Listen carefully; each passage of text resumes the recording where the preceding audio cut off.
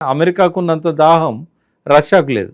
China ఏమో తన జోలికి ఎవడన్నా వస్తే వాడిని సహించదు, వాని కోసమని వెపన్స్ పెట్టుకున్నది వాని ప్రొటెక్షన్కి. కానీ ఈ సామ్రాజ్యవాద దాహం వీడికి ఉన్నంత వాడికి లేదు. వాడు ఏ కంట్రీని ఆక్రమించుకోలేదు, ఇప్పటిదాకా ఎవరిని బెదిరియలేదు. వ్యాపారంలో పడరు చైనా వాళ్ళంతా. ఈయనకేందంటే న్యూక్లియర్ దాహమే కాకుండా వేరే కంట్రీస్ ఏవి కూడా న్యూక్లియర్ వెపన్స్ పెట్టుకోకూడదు.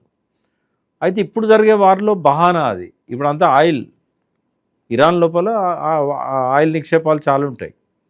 చాలా దేశాలకు మన భారతదేశంతో సహా తక్కువ ధరలో ఇరాన్ నుంచి ఆయిల్ వస్తూ ఉంటుంది. ఇప్పుడు వెనిజులా అధ్యక్షుడిని కిడ్నాప్ చేసినా, ఖొమైనీని చంపినా, ఇజ్రాయెల్ని చేతిలో పెట్టుకున్నా ఈ ఆయిల్ సామ్రాజ్యాన్ని ఏలడానికే అమెరికా మోనోపలి కావాలి. మనం మొన్ననే చూసాం, రష్యాతో మనకు ఒప్పందం తక్కువ ధరకు వస్తుందంటే నువ్వు అది రద్దు చేసుకుంటావా లేకపోతే నీకు 50% ట్యాక్స్ వేయన్నా అన్నాడు.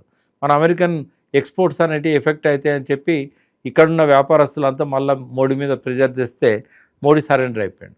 ఆ సరెండర్ అంతవరకు ఆగిండా అంటే ఇజ్రాయెల్ పోయి అలాయ్ బలాయ్ తీసుకున్న దాకా పోయింది. ఆయన ఇక్కడికి వచ్చిండో లేదో, ఫ్లైట్ దిగిండో లేదో, ఆడ కొమ్మని కుటుంబం మీద దాడి జరిగింది సైలెంట్గా. ఇది అమెరికా సామ్రాజ్యవాదం. ఏ దేశాన్ని వదిలిపెట్టలేదు. వియత్నాం దగ్గర నుంచి ఇవాళ వరకు కూడా ప్రతి దేశం మీద ఇట్లనే దురాక్రమణ